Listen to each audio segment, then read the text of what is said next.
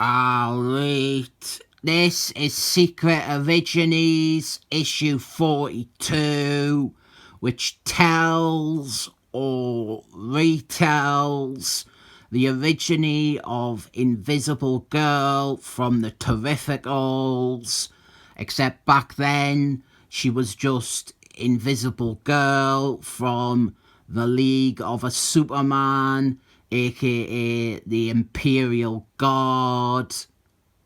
Now, the son of Nimrod YouTube backstory here is I have never gotten into League of a Superman or the Imperial Guard.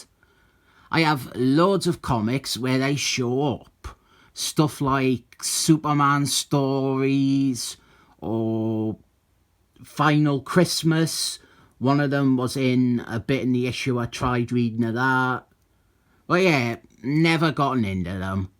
Whenever they show up, I am usually confused and I didn't know anything about the characters. And all the names, I had to painfully learn all the names because Marvel have them rip-off characters, the Legion, the space superheroes for the shite-arse Empire. So I do know most of the names, but character-wise, I'm fucking up shit creek. Anyway, all this backstory is to just say I have always failed to get into the Imperial Guard or their comics because I don't know who any of them are, and there's about 24 of them. One of the characters that I pegged as a valid entry point for me is Invisible Girl here, because I know a fair bit about her from the Terrificals, where she is a main character. So I basically picked the ones I kinda know, and I'm trying to use them as a gateway into the Imperial Guard comics. So here is Invisible Girl's origin, which I already knew some of from the Terrificals, and we have a framing sequence for this recap, which is the thing that, for me, makes this team impossible to get into. We are thrown in at the deep end and expected to know all these characters, and then they will casually refer to each other by their real names. And I'm like, who the blinking heck is Joe? And because of that, I noped out of this. I went, nope, not for me, and I gave up. But then I came back 2 or 3 days later, and I managed to get through it. These bookends here, they are set in the present day, and there is some story going on about Smasher, this one here. He has a dodgy background where he was involved with some space terrorists or something like that. I assume it is a story in the main book. And he was expelled from the Imperial Guard.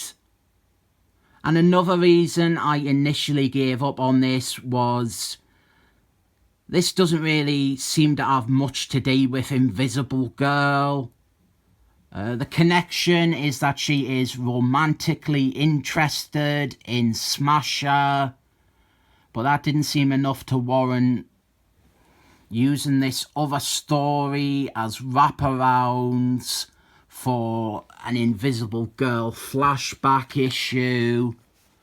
And to be completely honest with you, when we do get to Invisible Girl's backstory, it's not all that interesting. It's not bad. It's not terrible. It's just not very interesting. or told very engagingly. They failed to really recognise a character trait to focus on, or a part of her personality to bring to the front here. There's no like through line. There's nothing running through all these bits that they are recapping. And I would say this is less of a story and more of an Andy book recap with visuals to go with each section. Invisible Girl, her backstory is that she is the daughter of a highly regarded political figure on her own planet. Her mother, in this, she's just like a member of the council or whatever. But our time and our several continuity reboots, I think her mum has gone from being a councilman to flat out being queen of the planet. But Invisible Girl, she wants none of that malarkey. The one theme they do stress throughout is that she is always attracted to bad boys. And that could actually be a fine thing to focus on, but they didn't do much of any focusing on it. There are 3 bad boys, and all 3 of them appear for like a single page or 2. Craving adventure and wanting to escape from her life on her own planet. Invisible Girl, she learns about the Imperial Guard when she is at boarding school. She got sent to boarding school for being a tearaway and that. We have another bad boy, and this time she basically leads this one on as a means to get away from her own planet. So then she goes off into space and she goes to audition for the Imperial Guard. And then she joins the team. She has adventures with them. I couldn't tell you what any of them involve, but she definitely has adventures with them. Then one day she goes to this alien planet on a mission, and it is here where she meets Smasher, and she thinks that he is an alright bit of man meat. So she convinces the rest of the Imperial Guard to let Smasher join because she wants to fudge him. Then we have stuff about how he was a traitor, but in the end, he wasn't. He was tricking them into thinking he was a traitor to expose the evil aliens or whatever. And our ending point is that Invisible Girl and Smasher finally hook up. Then we have a secret originy of someone I have never heard of, so I didn't read it. Nice art though. This served its purpose. That's all I tend to say about these League of a Superman comics that I get. And I know about them and they fill me in a tiny little bit.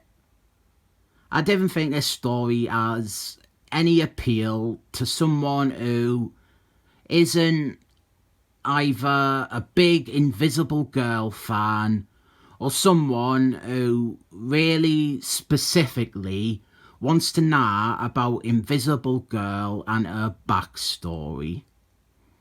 It has served its purpose, but as always, I cannot recommend it for that alone. 7 thumbs up.